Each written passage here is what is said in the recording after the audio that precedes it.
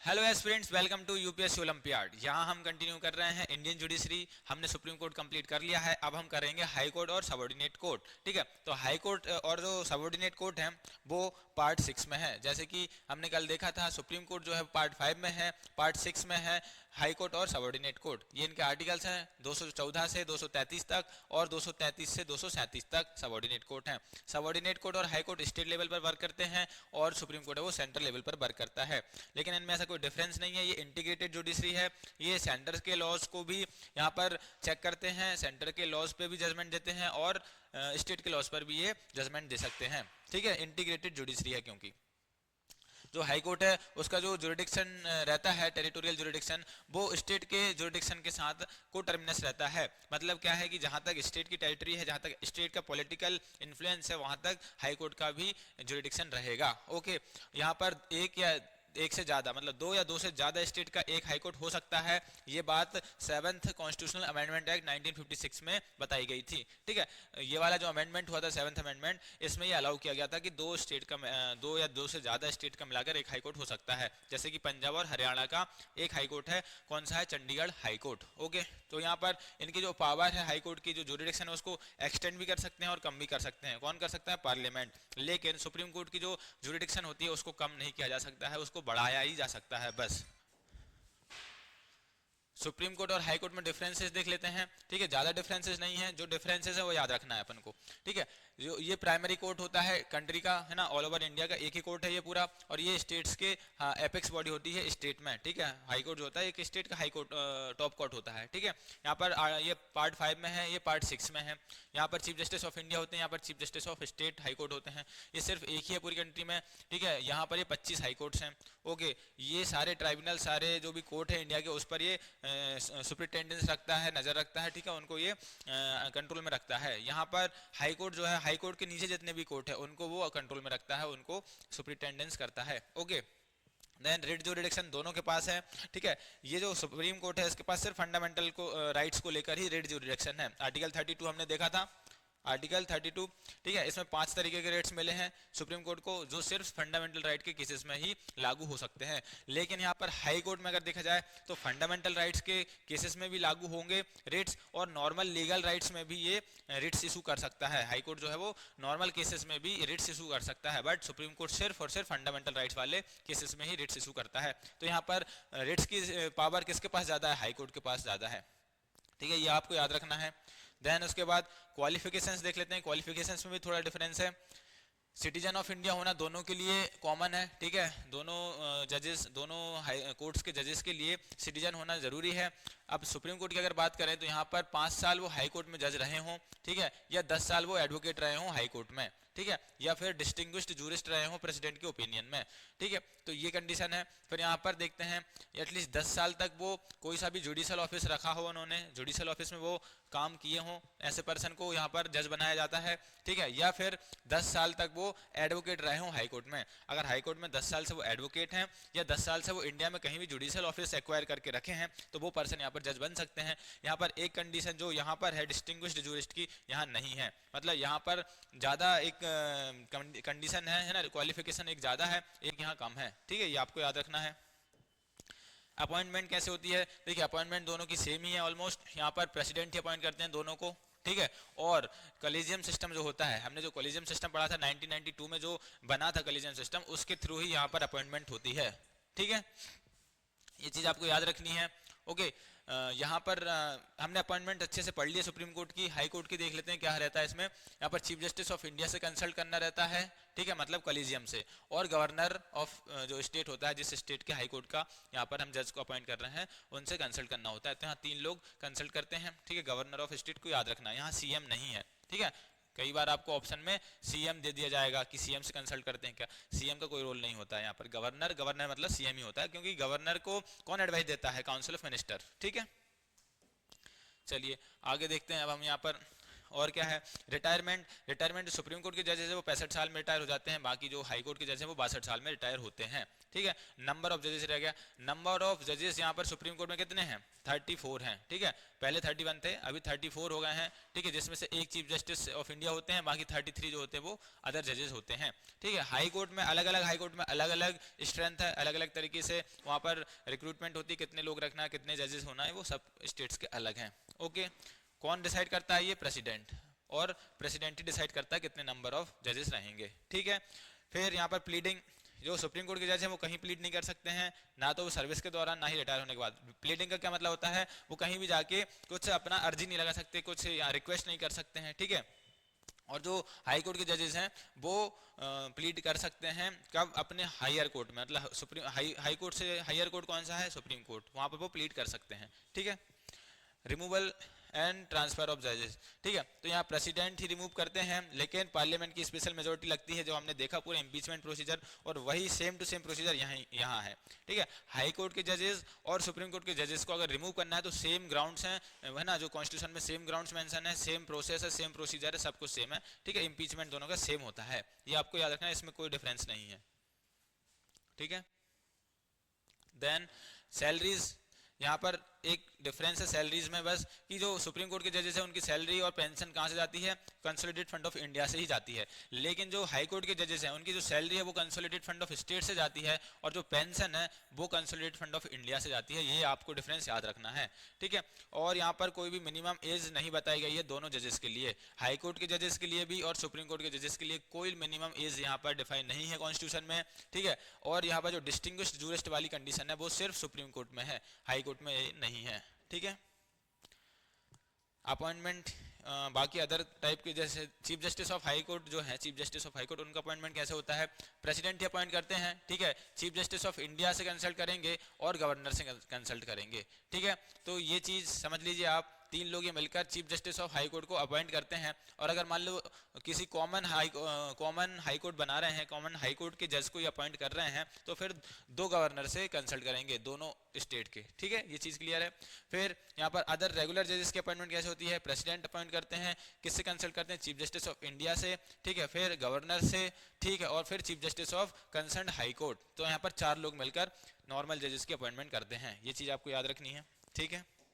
फिर यहाँ पर एक्टिंग चीफ जस्टिस, जैसे कि हमने acting chief justice of India भी देखा था, वैसे ये acting chief justice of high court है, इनको प्रेसिडेंट अपॉइंट करते हैं, ठीक है।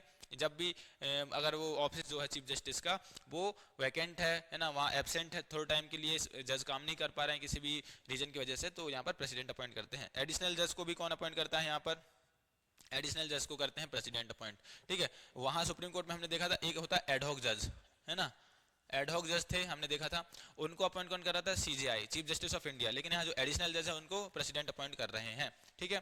देन एक्टिंग जज हैं, ठीक है, ये एक्टिंग जज हैं, इनको भी प्रेसिडेंट ही अपॉइंट करेंगे, ठीक है, प्रेसिडेंट अपॉइंट कर रहे हैं, ओके। ये याद रखना है इनको कौन अपॉइंट कर रहा है और कब कब अपॉइंट कर रहे हैं, जब टेम्पररी थोड़ा यहाँ पर वैकेंसी आ रही है तब, है ना, एब्सेंसी है थोड़ा सा, तो फिर यहाँ पर अपॉइंट कर रहे हैं, ओके। देन उसके बाद रिटायर्ड जज हैं, ठीक है, रिटायर्ड जज को भी यहाँ पर, ये आपको डिफरेंस याद रखना है, chief justice of high court यहाँ पर अपॉइंट करते हैं, प्रेसिडेंट यहाँ पर अपॉइंट नहीं कर रहे हैं, इनको कौन अपॉइंट कर रहा है, chief justice of high court, okay. चलिए ये हो गया। अब वैकेंसी कब कब आ सकती है, ठीक है, मतलब कब कब जो जज है ना, वो भले chief justice of high court हो या फिर नॉर्मल जज हो, वो कब कब अपनी सीट वैकेंट कर सकते हैं। एक तो टेन्योर उनका कंप्लीट हो जाए, जब उनकी 62 साल उम्र हो जाए तो उनको रिटायर होना ही पड़ेगा, यहाँ से वो अपना छोड़ेंगे कुर्सी। टेन्योर फिक्स नहीं है, ठीक है, मतलब कितने साल काम करेंगे वो फिक्स नहीं है, 10 साल 15 20 25 जितना भी है, लेकिन एज फिक्स है कि 62 साल के आगे आप रिटायर होना ही है आपको, आप काम नहीं करेंगे। देन उसके बाद रेजिग्नेशन, अगर वो चाहें तो वो खुद रिजाइन कर सकते हैं, रिजाइन किसको करेंगे, प्रेसिडेंट ऑफ इंडिया को, ठीक है, क्योंकि अपॉइंट भी वही करते हैं उनको, ओके। देन उसके बाद ट्रांसफर इनका कौन कर सकते हैं, प्रेसिडेंट इनका जो है वो ट्रांसफर करेंगे, ठीक है। और ट्रांसफर करने की प्रोसेस में क्या रहेगा, यहाँ पे कॉलेजियम से कंसल्ट करना पड़ेगा, मतलब चीफ जस्टिस ऑफ इंडिया से कंसल्ट करना पड़ेगा, और जिस जज को जिस हाई कोर्ट से ट्रांसफर कर रहे हैं उन दोनों हाई कोर्ट के चीफ जस्टिस से भी इनको बात करनी पड़ेगी प्रेसिडेंट को। मतलब कितने लोग हो गए यहाँ पर, एक प्रेसिडेंट है, फिर दूसरे चीफ जस्टिस ऑफ इंडिया है, फिर दोनों हाई कोर्ट्स के जो चीफ जस्टिस हैं वो, तो मतलब यहाँ पर 4 लोगों का इन्वॉल्वमेंट है, ओके, ये आपको याद रखना है।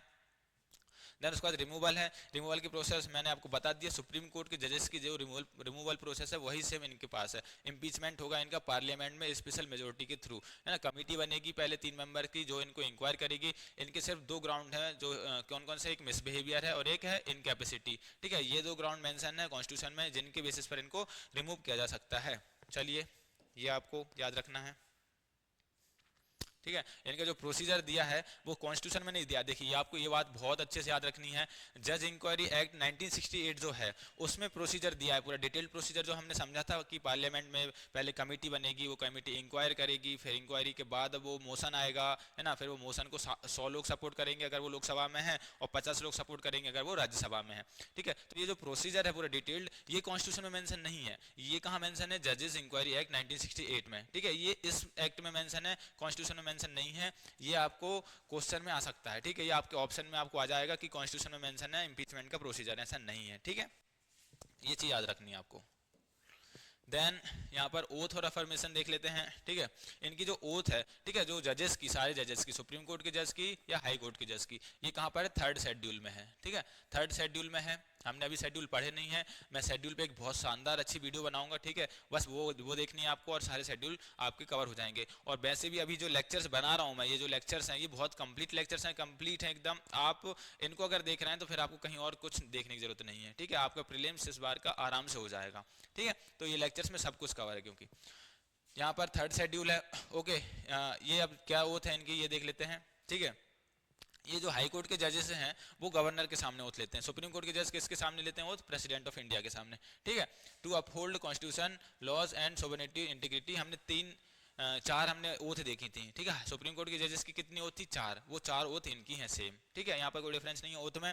लेकिन हमने मेंबर ऑफ पार्लियामेंट की ओथ देखी थी, वो कितनी थी, 3 ओथ थी, ठीक है। चलिए ये आप सैलरीज देख लेते हैं। सैलरी कौन डिसाइड करता है इनकी, पार्लियामेंट।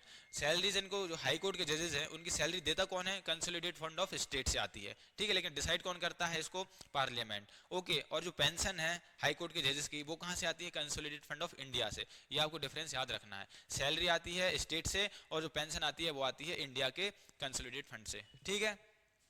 ये ओके, ये पेंशन है। आगे चलते हैं, यहाँ ज्यूरिडिक्शन देख लेते हैं, ठीक है। सेम जो सुप्रीम कोर्ट के पास है वही उसी टाइप में इनके पास भी ज्यूरिडिक्शन है। थोड़ा सा डिफरेंस है वो देखते हैं। ओरिजिनल ज्यूरिडिक्शन इनके पास क्या क्या है, ओरिजिनल ज्यूरिडिक्शन इनके पास है, सबसे पहली बात तो फंडामेंटल राइट्स को इन्फोर्स करना, ये इनका ओरिजिनल ज्यूरिडिक्शन है। ये सुप्रीम कोर्ट का भी ओरिजिनल ज्यूरिडिक्शन है, फंडामेंटल राइट्स को यहाँ पर इंप्लीमेंट करने का जो आर्टिकल 226 है, और वहाँ क्या है आर्टिकल 32 सुप्रीम कोर्ट का।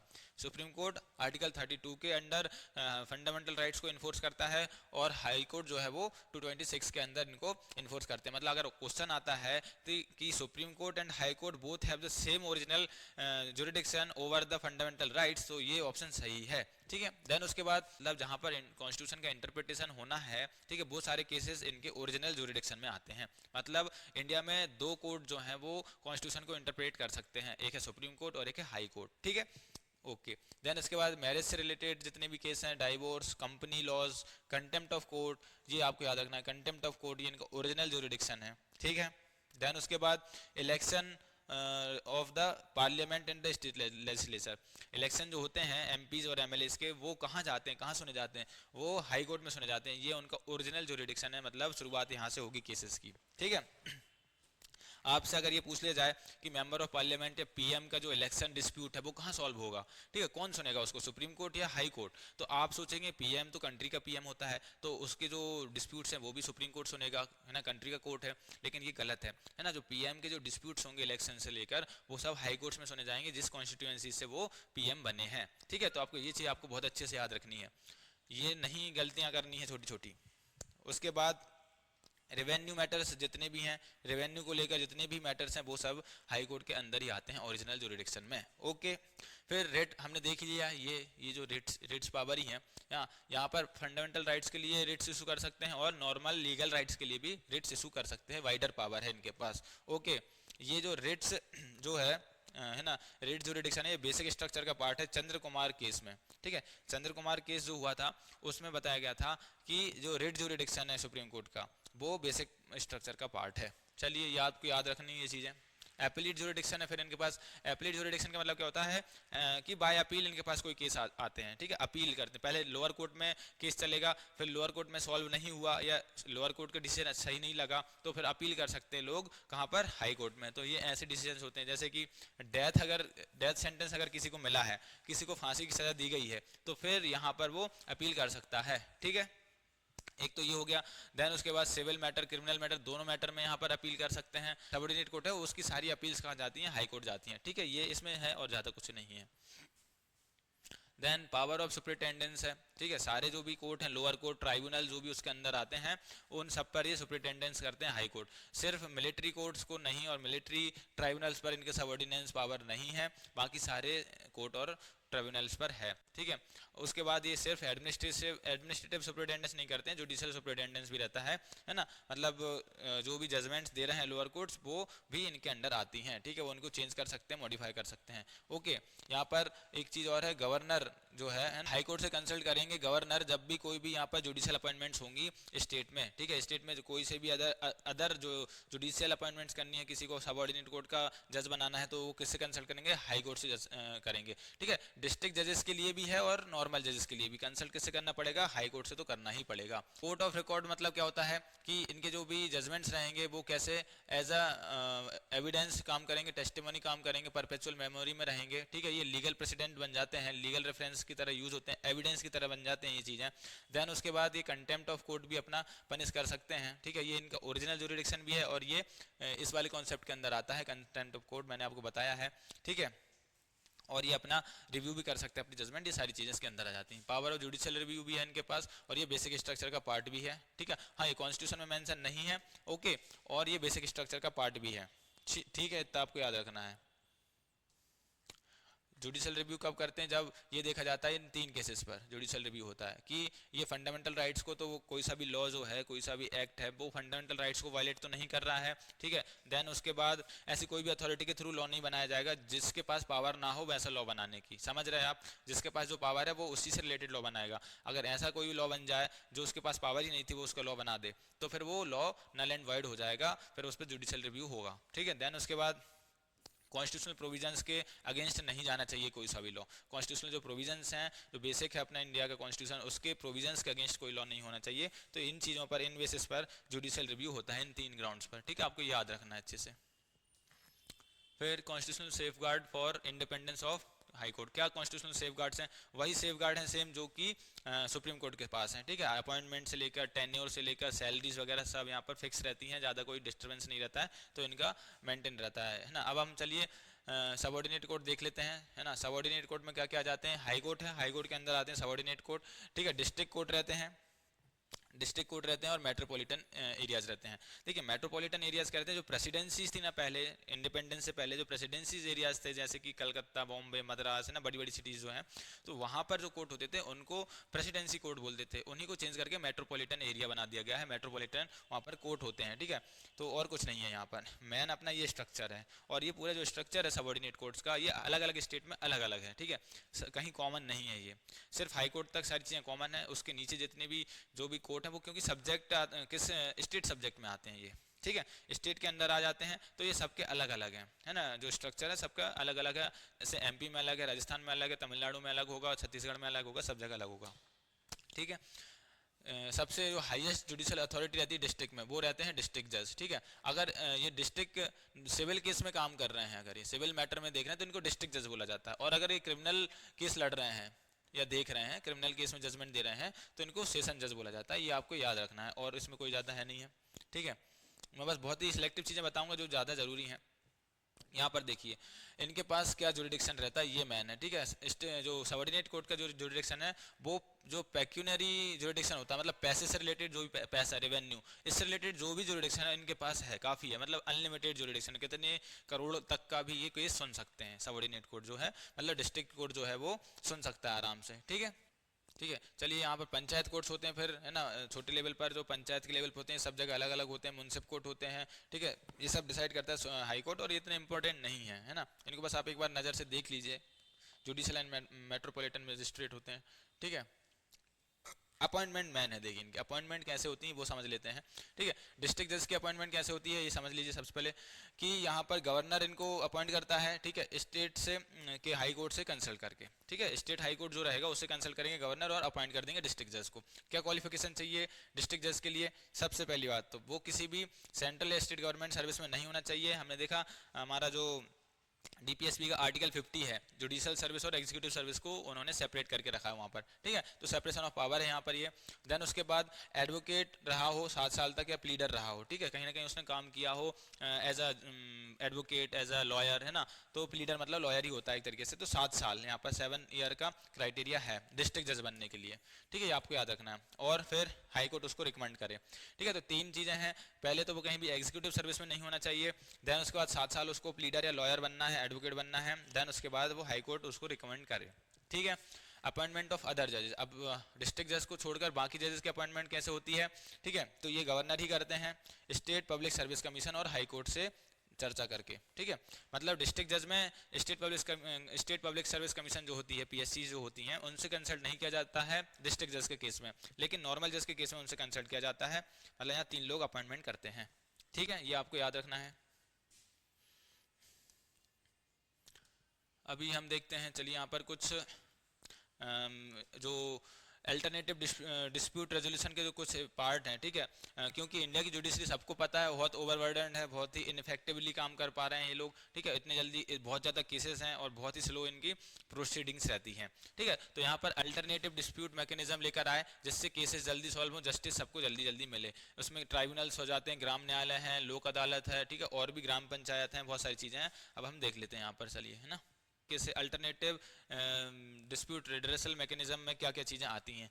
सबसे पहली बात तो आर्बिट्रेशन है, कंसिलिएशन है, मीडिएशन है और सेटलमेंट है, ठीक है। कौन करता है इनको? लोक अदालत है ना, फैमिली कोर्ट्स हैं, judicial settlement, plea bargaining, collective bargaining, ये सारी चीज़ें हैं, ठीक है। ये कहाँ से हमको कॉन्स्टिट्यूशन में क्या प्रोविजन है इनको लेकर? Article 14 right to equality before law, मतलब इक्वालिटी बिफोर लॉ, सबको जस्टिस मिले तब तो इक्वालिटी रहेगी, तो ये वाला आर्टिकल भी पावर देता है, ठीक है। फिर आर्टिकल 21 है राइट टू लाइफ और पर्सनल लिबर्टी, कब मेंटेन रहेगी राइट टू लाइफ और पर्सनल लिबर्टी? जब किसी को जस्टिस मिलेगा, ठीक है, तो ये हो गया। फिर आर्टिकल 32 है यहाँ पर, ठीक है, कि सबको प्रोवाइड करना है जो रेमेडीज हैं वो सबको मिलनी चाहिए, ठीक है। अगर उनका कोई भी राइट हार्म हुआ है, कोई भी राइट उनका जो है वायलेट हुआ है, तो रेमेडीज सबके पास होनी चाहिए। फिर आर्टिकल 39A जो डीपीएसपी में ऐड किया था बाद में, इक्वल जस्टिस और फ्री लीगल एड, ये कब ऐड किया था बताइए? हमने पढ़ लिया है, ये 1976 में ऐड किया था 42nd अमेंडमेंट से, ठीक है। सीपीसी का भी यहाँ पर ये सेक्शन 89 है, उसमें ये वाली बात है, ठीक है। आर्बिट्रेशन, कंसिलिएशन, ठीक है, मीडिएशन, ये लोक अदालत, ये चारों चीज़ें इसमें हैं। आर्बिट्रेशन और कंसिलिएशन के लिए अलग से एक एक्ट है, ठीक है। फिर यहाँ पर लोक अदालत का भी ये एक्ट है, और जो मीडिएशन है ये इनफॉर्मल एक्टिविटी है, ठीक है। अभी हम समझेंगे इनका मतलब क्या होता है, ये इनफॉर्मल है, इसके लिए कोई एक्ट नहीं है, ठीक है। देखिए यहाँ पर ये पूरा है। मीडिएशन में क्या होता है, यहाँ पर unbiased, impartial, non imposing third party होती है कोई, ठीक है, मतलब 2 लोगों के बीच में सुलह करवा रहा है कोई पर्सन, वो भी इनफॉर्मल है, ठीक है। और यहाँ पर एक खुद का डिसीजन थोपता नहीं है, ये दोनों में बस बात करवाता है, दोनों को रेडी करता है, चलो आप आपस में बात कर लो, कोर्ट क्यों जाना है, ठीक है, बस ये इतनी चीज़ है, ओके। देन बाकी दर जरूरी नहीं है। फिर इतना आर्बिट्रेशन का क्या रहता है, आर्बिट्रेशन के जो भी डिसीजन होती है वो बाइंडिंग होती है, मतलब आर्बिट्रेशन में क्या होता है, एक फॉर्मल प्रोसेस है, इसके लिए लॉ है प्रॉपर, है ना।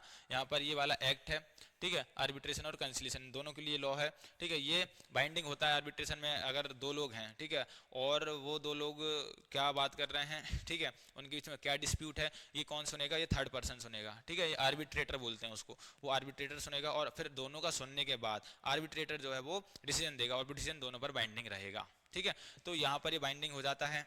देन यहाँ पर कंसिलिएशन है, ठीक है। कंसिलिएशन और आर्बिट्रेशन बस इतना डिफरेंस है कि ये नॉन बाइंडिंग होता है, यहाँ पर बाइंडिंग नहीं होता है इसका जो डिसीजन है, लेकिन इसका डिसीजन बाइंडिंग होता है। और ये तो क्या है, इनफॉर्मल प्रोसेस है, इसमें ये पर्सन डिसीजन नहीं देता है, जो मीडिएटर होता है वो डिसीजन नहीं देता है, वो 2 लोगों में बात करवाता है, और वो 2 आपस में अगर मान जाए तो अच्छी बात है।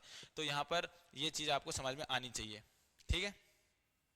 ये देखिए ये स्टैचुटरी हैं दोनों, है ना, स्टैचुटरी रिकॉग्निशन इनको मिला है। फिर एक होता है रिकॉग्निशन नेगोशिएशन, ठीक है, यहाँ पर नेगोशिएट कर रहे हैं, दो लोग ही नेगोशिएट कर रहे हैं, थर्ड पार्टी का कोई रोल ही नहीं है, ठीक है। अभी मीडिएशन में क्या था, थर्ड पार्टी थी, ठीक है, लेकिन यहाँ पर तो थर्ड पार्टी भी नहीं है, बस दो लोग आपस में उनकी अंडरस्टैंडिंग बन गई है, चलो हम बात ही कर लेते हैं, कोर्ट क्यों जाना है, ये सोचकर वो अपना समझ लेते हैं चीज़ें ना। इसको भी कोई रिकॉग्निशन नहीं है, स्टैचुटरी इनके लिए भी कोई लॉ नहीं है नेगोशिएशन के लिए, ठीक है। फिर और चीज़ें क्या है, यहाँ पर फैमिली कोर्ट है, ग्राम न्यायालय है, पंचायत है और लोक अदालत है। इनको देख लेते हैं हम। लोक अदालत देख लीजिए, लोक अदालत जो है वो गांधीयन कॉन्सेप्ट पर यहाँ पर बेस्ड है, ठीक है। गांधी जी चाहते थे कि जो लोक अदालत होती हैं वहाँ पर लोग अपना खुद ही डिसीजन ले पाएँ, आपस में लोग मिलकर ही चीज़ें सॉल्व कर लें, तो वो कॉन्सेप्ट है यहाँ पर, ठीक है। यहाँ पर जो लोक अदालत है उसका जो शुरुआत है 1982 में हुई, जूनागढ़ में, गुजरात में पहली लोक अदालत बनी, ठीक है। देन उसको लीगल रिकॉग्निशन कब मिला, 1987 में, है ना। लीगल सर्विस अथॉरिटीज़ एक्ट में 1987 में इनको स्टैचुटरी स्टेटस मिला, ठीक है। स्टैचुटरी स्टेटस का क्या मतलब होता है, लीगल रिकॉग्निशन, मतलब कि ये एक लीगल चीज़ है ना। कंपोजिशन क्या रहने वाला है इनका, ये देख लो। इसमें ये बहुत मेन चीज़ है, ठीक है। ये आपको क्वेश्चन में बहुत कंफ्यूज करेंगी कि इनमें क्या कंपोजिशन है, ये इनका एक्ट है कि नहीं है, ठीक है, इनको लीगल रिकॉग्निशन है कि नहीं है, ये क्या क्या कर सकते हैं, ये चीज़ें आपको पता होनी चाहिए। कंपोजिशन में यहाँ पर सिटिंग और रिटायर्ड जज रहेंगे, इसके चेयरमैन रहेंगे और दो अलग मेंबर रहेंगे, जिसमें एक सोशल वर्कर रहेगा, एक लॉयर रहेगा, तो तीन लोग रहेंगे, ठीक है। ये तीन लोग में एक तो चेयरमैन रहेंगे जो कि या तो रिटायर्ड जज होंगे या अभी जो काम कर रहे हैं वो जज होंगे, और दो अलग लोग रहेंगे, एक लॉयर रहेगा, एक सोशल वर्कर रहेगा। ये क्या कर सकते हैं, ठीक है, ये बिल्कुल डिसीजन दे सकते हैं, है ना, अपना डिसीजन आराम से दे सकते हैं ये। और सिविल कोर्ट्स का इनके पास पूरा पावर होता है, ठीक है। सिविल कोर्ट्स के पास पावर, पूरी पावर होती है, इसमें लॉयर की जरूरत नहीं होती है। मतलब अगर दो एग्रीव्ड पार्टी हैं, दो पार्टी जिनमें डिस्प्यूट चल रहा है, वो दोनों आपस में बात कर सकते हैं, और थर्ड ये जो जज हैं, ये जो चेयरमैन है, इनसे बात कर सकते हैं डायरेक्टली। यहाँ जज लॉयर की जरूरत नहीं है, ठीक है। कोई फीस भी नहीं लगती यहाँ पर। और यहाँ पर जो भी प्रोसीजर है, जो भी है ना, जो नॉर्मल कोर्ट्स में फॉलो होता है, वो यहाँ कोई फॉलो नहीं होता, इनफॉर्मल चलता है। नेचुरल जस्टिस पर यहाँ पर पूरा काम होता है। नेचुरल जस्टिस के प्रिंसिपल्स क्या हैं मुझे बताइए आप, आपको पता है क्या किसी को? तीन प्रिंसिपल्स हैं, ठीक है। तीन प्रिंसिपल से मैं आपको ऐसे ही बता देता हूँ ओरली। सबसे पहला प्रिंसिपल ये है कि सबकी बात सुनी जाएगी, ठीक है, मतलब अदर पार्टी जो है उसको भी सुनने का मौका मिलेगा। एक पर्सन, दो पर्सन आए, ठीक है, तो एक बोल रहा है कि इसने मेरा सामान चुराया है, तो सिर्फ इसी बेसिस पर इसको सजा नहीं दे सकते कि ये बोल रहा है, उस पर्सन की भी बात सुनी जाएगी। तो ये नेचुरल जस्टिस का पहला प्रिंसिपल है। दूसरा क्या है, खुद के केस में, मतलब खुद के केस में कोई जज नहीं बनेगा। मान लीजिए मैंने ही चोरी की है और मैं ही जज बन गया बैठ के, फिर मैं बताऊं कि नहीं नहीं मैंने चोरी नहीं किया, हाँ, अगर यहाँ मैं एक्यूज्ड पर्सन हूँ, है ना, मेरे ऊपर आरोप लगा है, तो फिर मैं जज नहीं बन सकता उस केस में, ठीक है। तो यहाँ पर जो जजेस कई बार होता है, जिस जज के ऊपर केस चल रहा है वो फिर दोबारा वहाँ पर जजमेंट नहीं देता है अपने केस में, ठीक है। तो यहाँ पर दूसरा केस वो हो जाता है। तीसरा केस क्या है यहाँ पर, कि अगर कोई भी जजमेंट आई है, जजमेंट अगर किसी ने दी है, तो उसका रीजन होना चाहिए, उसके पीछे लॉजिकल कारण होने चाहिए कि वो उसको जस्टिफाई कर पाए कि ये जजमेंट मैंने किस बेसिस पर दी है। नहीं तो पता चले जज अपने मन से जजमेंट दे रहे हैं, ठीक है, कुछ भी डिसीजन दे रहे हैं जो उनको ठीक लग रहा है। सब्जेक्टिविटी को कम करने के लिए, आर्बिट्रेरीनेस को कम करने के लिए थर्ड प्रिंसिपल बहुत इंपॉर्टेंट है कि जजमेंट्स जो भी होंगी वो रीजन पे बेस्ड होंगी, लॉजिक पे बेस्ड होंगी, ना कि सिर्फ अपने मानने पर, ना कि मुझे अच्छा लग रहा था। सब्जेक्टिविटी यहाँ पर नहीं रहेगी, ठीक है। तो ये तीन प्रिंसिपल हैं नेचुरल जस्टिस के। देन उसके बाद ये जो रहेगा बाइंडिंग रहेगा, जो ये लोक अदालत जो भी डिसीजन देगी वो बाइंडिंग रहेगा और इसकी कोई अपील नहीं होगी। मतलब ऐसा नहीं है कि फिर पर्सन कहीं जा नहीं सकता है, फिर उसको दोबारा फ्रेश केस लगाना पड़ेगा हाई कोर्ट में या दूसरे कोर्ट में, है ना। लेकिन इस जो लोक अदालत के थ्रू जो जजमेंट मिलेगी, जो डिसीजन मिलेगा, उस डिसीजन को लेकर वो अपील नहीं कर सकता है, ठीक है। ये वाला जो डिसीजन है वो फाइनल रहेगा और बाइंडिंग भी रहेगा, ठीक है। कुछ केसेस में छोड़कर बाकी वो अपील नहीं कर सकता। कुछ केसेस हैं उनमें अपील कर सकते हैं, बट हमको याद रखना है कि ये अपील नहीं कर सकते हैं इनके डिसीजंस को, ठीक है। ये आपके प्रीलिम्स में अगर क्वेश्चन आएगा तो याद रखना है आपको। ये कोई सा भी केस, देखिए, ये कोई सा भी केस लड़ सकते हैं, भले ही वो कोर्ट में पेंडिंग है, ठीक है, भले ही वो हाई कोर्ट में अभी चल रहा है केस, उसको भी यहाँ पर देख सकते हैं, ठीक है। या फिर वो हाई कोर्ट के अंदर आता है, ठीक है, लेकिन अभी हाई कोर्ट में वो केस गया नहीं है, तब भी इसको सुन सकते हैं, ठीक है। यहाँ पर ये क्रिमिनल केसेस को भी सुन सकते हैं, ठीक है, जो कि कंपाउंडेबल है। कंपाउंडेबल मतलब होता है कम सीरियस, कंपाउंडेबल मतलब जिसमें बेल हो जाए, ठीक है। ऐसे ऐसे ऑफेंस जिसमें बेल हो जाती है, जो कम सीरियस होते हैं, जैसे चोरी, ठीक है, किसी को छेड़ दिया या किसी को चढ़ा दिया या कुछ भी ऐसी चीज़ें होती हैं जो बहुत ही पिट्टी होती हैं, बहुत छोटे क्राइम्स होते हैं, ठीक है, वो कंपाउंडेबल होते हैं। और एक होते हैं नॉन कंपाउंडेबल।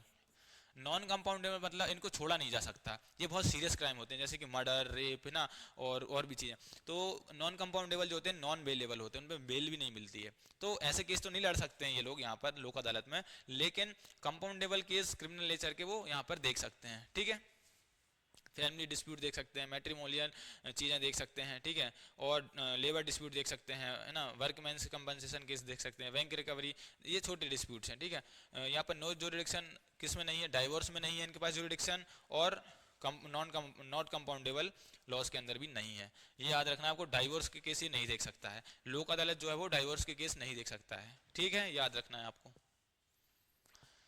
पावर क्या है इनके पास, सिविल कोर्ट की पूरी पावर है इनके पास, ओके, और फिर ये अपना खुद का प्रोसीजर डिसाइड कर सकते हैं, सिविल कोर्ट की पावर है, बात खत्म इनके पास, ओके।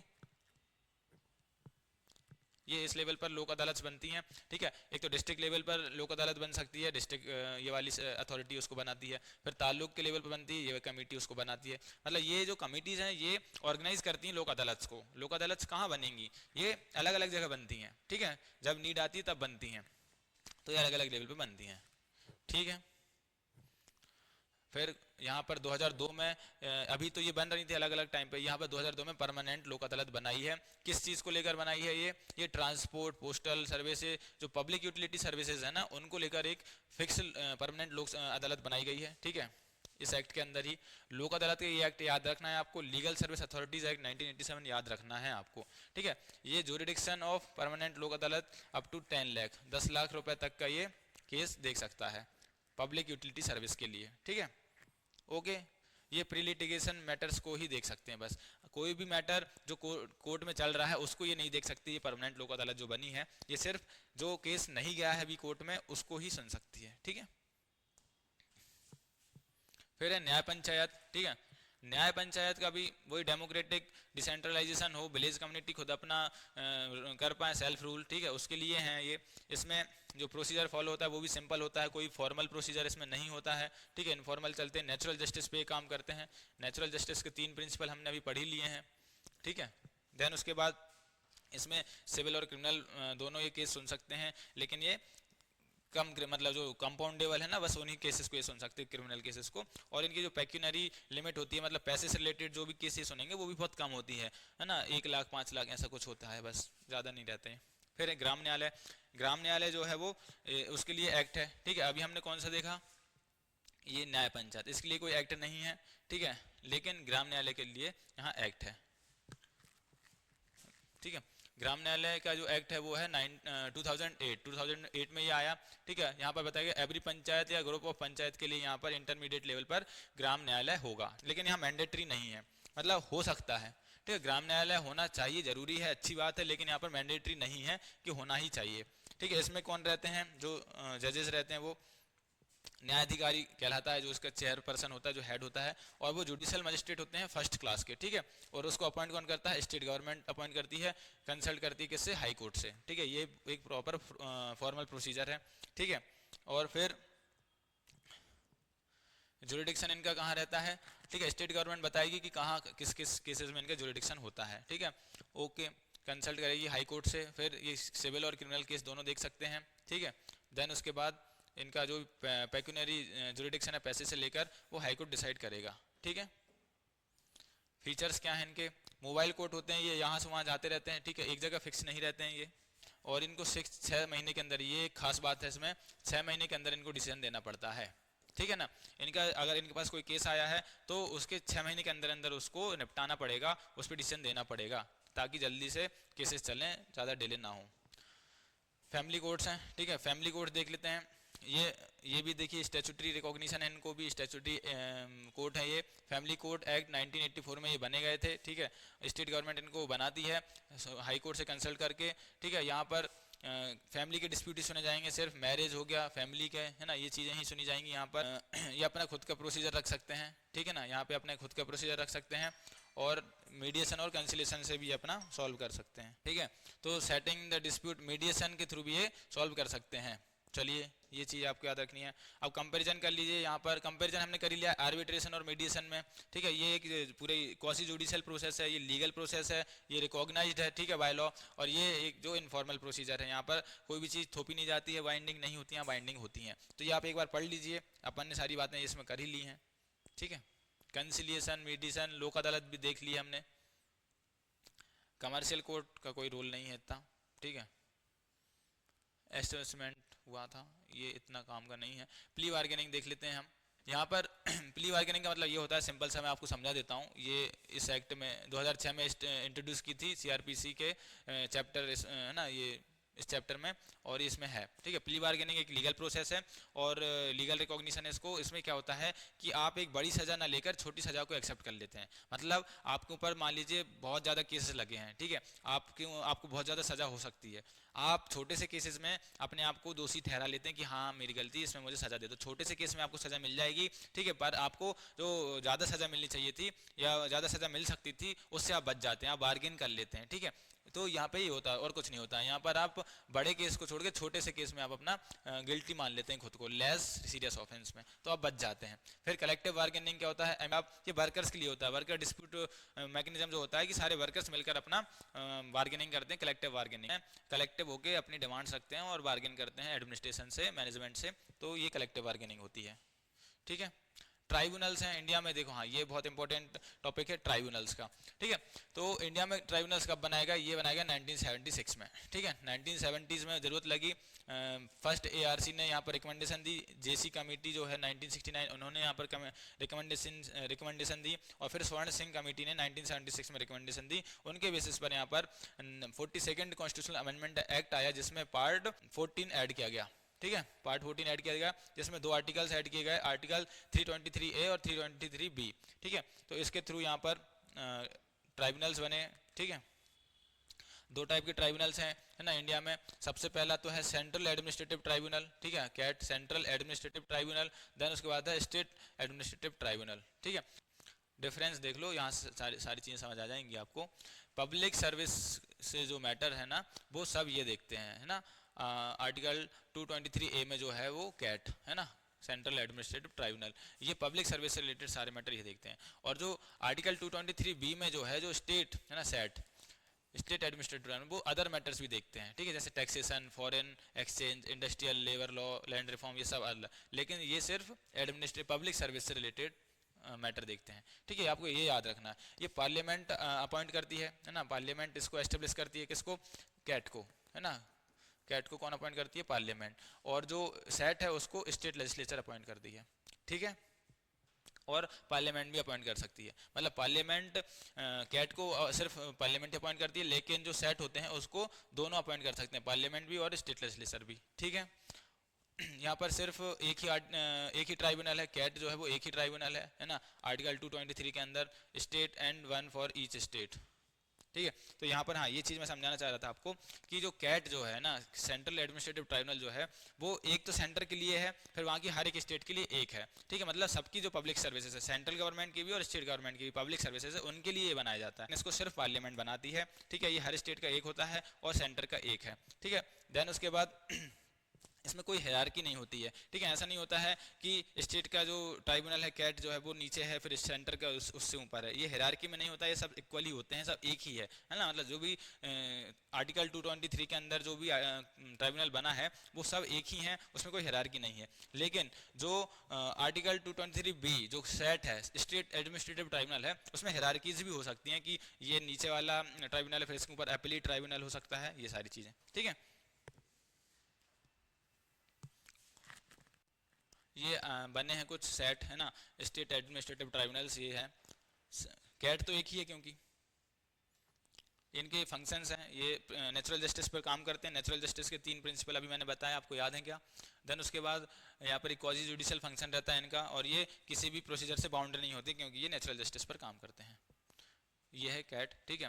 कैट कब सेटअप हुआ था, फर्स्ट जो स्टार्टिंग हुई है कैट की वो 1985 से हुई है, ठीक है। इसकी जो प्रिंसिपल ब्रांच है वो दिल्ली में है, ठीक है। बाकी ये अलग अलग स्टेट में भी है। कितनी ब्रांचेस इसकी, 19 ब्रांच है। एमपी में कहाँ पर है बताइए, अगर आप एमपी से देख रहे हैं, इंदौर से देख रहे हैं, तो इसकी एमपी में ब्रांच कहाँ पर है। 4 ऑप्शन देता हूँ आपको, इंदौर, भोपाल, ग्वालियर, जबलपुर। बताइए इनमें से कहाँ पर है? मैं बताता हूँ आपको, ये जबलपुर में है। ठीक है, जुरिडिक्शन यहाँ पर सारे जो भी सर्विसेज होती हैं, सर्विस से रिलेटेड कोई भी मैटर है पब्लिक सर्वेंट का, वो सब इसमें कवर होता है। ठीक है, देन कंपोजिशन क्या रहता है इनका, यहाँ पर मल्टी मेंबर बॉडी रहती है, चेयरमैन होते हैं और इसके कुछ मेंबर्स होते हैं। 69 मेंबर्स हैं ओवरऑल अभी तो देखा जाए तो, जिसमें से 34 जुडिशियल मेंबर हैं और 35 एडमिनिस्ट्रेटिव मेंबर हैं। ये जो चेयरमैन होते हैं वो सिटिंग या रिटायर्ड जज होते हैं। ठीक है, और इसको कौन अपॉइंट करता है? इनको प्रेसिडेंट अपॉइंट करता है। कितनी हाई लेवल बॉडी है, प्रेसिडेंट अपॉइंट करता है, पार्लियामेंट इसको एस्टेब्लिश करती है। ठीक है, ये पूरी कंट्री में एक ही है, हर स्टेट्स में इसकी ब्रांचेज हैं। दिल्ली में इसका क्या है, प्रिंसिपल ब्रांच है। ठीक है, अपील इसकी जो अपील्स है वो कहाँ जाती हैं? कंसर्न हाई कोर्ट में जाती हैं। मतलब जहाँ जिस एरिया का, जिस रीजन का जो केस है, ठीक है, वहाँ के जो हाई कोर्ट है उस पर इसकी अपील जाएगी। ठीक है, समझ गए आप। फिर स्टेट एडमिनिस्ट्रेटिव ट्राइब्यूनल है, इसको देख लेते हैं। ठीक है, ये भी 1985 में एस्टेब्लिश किया गया था। सेंट्रल गवर्नमेंट मिलकर स्टेट के साथ इसको एस्टेब्लिश करती है। ठीक है, मतलब पार्लियामेंट भी एस्टेब्लिश कर सकती है और स्टेट लेजिस्लेचर भी इसको एस्टेब्लिश कर सकती है। ओके, और ये स्टेट गवर्नमेंट अपने हिसाब से इसको एस्टेब्लिश करती है और उसके जो भी मेंबर्स हैं, ठीक है, वो कौन है? प्रेसिडेंट ही अपॉइंट करते हैं इसको। ठीक है, इसको भी प्रेसिडेंट अपॉइंट करते हैं और किससे कंसल्ट करना पड़ता है? गवर्नर से और उसके ठीक है स्टेट जॉइंट एडमिनिस्ट्रेटिव ट्राइब्यूनल से। नेशनल ग्रीन ट्राइब्यूनल है। ठीक है, इंडिया थर्ड कंट्री बनी है। ठीक है, ये जब एस्टेब्लिश किया था 2010 में, तब थर्ड कंट्री थी इंडिया जो एक एनवायरनमेंट को लेकर एक ट्राइब्यूनल बनाया जिसने स्पेसिफिकली, जैसे ऑस्ट्रेलिया और न्यूजीलैंड के पास था पहले, फिर इंडिया ने बनाया। ठीक है, ये एनवायरनमेंट से रिलेटेड सारे केस देखते हैं, प्रोटेक्शन और कंजर्वेशन से लेकर है। इसकी जो प्रिंसिपल ब्रांच है वो न्यू दिल्ली में है, फिर भोपाल है, पुणे, कलकत्ता। ओके, कंपोजिशन में क्या है इसका? चेयरपर्सन जो रहेंगे वो पर्सन है वो सेंट्रल गवर्नमेंट अपॉइंट करेगी चीफ जस्टिस ऑफ इंडिया से कंसल्ट करके। ठीक है, और बाकी जो जुडिशियल मेंबर्स हैं वो या तो एग्जिस्टिंग जज रहेंगे या रिटायर्ड जज रहेंगे, हाई कोर्ट या सुप्रीम कोर्ट के। फिर एक्सपर्ट मेंबर्स भी रहेंगे इसमें। ठीक है, जो एनवायरनमेंट से लेकर कोई जिनको अच्छा खासा एक्सपीरियंस है एनवायरनमेंट की फील्ड में, ठीक है, ये रहेंगे। और उसके बाद ये 5 साल तक इनका ऑफिस रहेगा और ये एलिजिबल नहीं है रीअपॉइंटमेंट के लिए, ताकि ये इंडिपेंडेंटली काम कर पाएँ। तो यहाँ पर ये 5 साल तक इनका टर्म रहेगा और ये अपॉइंट नहीं हो सकते दोबारा, ये आपको याद रखना है। इनका जुरिडिक्शन यहाँ है। ठीक है, इनमें और इनका जुरिडिक्शन कहाँ नहीं है आपको ये याद रखना है। ठीक है, ये मैंने वाइल्ड लाइफ प्रोटेक्शन एक्ट 1972 में इनका जुरिडिक्शन नहीं है और इंडियन फॉरेस्ट एक्ट 1927 में इनका जुरिडिक्शन नहीं है। पावर और फंक्शन क्या है? देखिए, ये भी नेचुरल जस्टिस पर काम करते हैं, किसी भी प्रोसीजर से ये बाउंड नहीं है। उसके बाद इनको 6 महीने के अंदर डिसीजन देना पड़ता है। ठीक है, फिर हमने अभी एक कोर्ट और देखा था जिसमें 6 महीने के अंदर डिसीजन देना पड़ रहा था, बताइए कौन सा था? ठीक है, उसके बाद अपील इनकी जो है वो कहाँ? सुप्रीम कोर्ट में लाई करती है डायरेक्ट। ठीक है, और पॉलिटर पे प्रिंसिपल पर ये काम करते हैं, सिविल कोर्ट की इनके पास पावर होती है। चलिए, ठीक है, तो यहाँ पर हमारा ये पूरा लेक्चर कंप्लीट हो जाता है। हाई कोर्ट भी कवर कर लिया है हमने और सबऑर्डिनेट कोर्ट भी कवर कर लिया है। इंडियन जुडिशरी कंप्लीट हो गई है। ठीक है, अब हम नेक्स्ट लेक्चर में नया टॉपिक उठाएंगे। चलिए मिलते हैं, टाटा बाय बाय।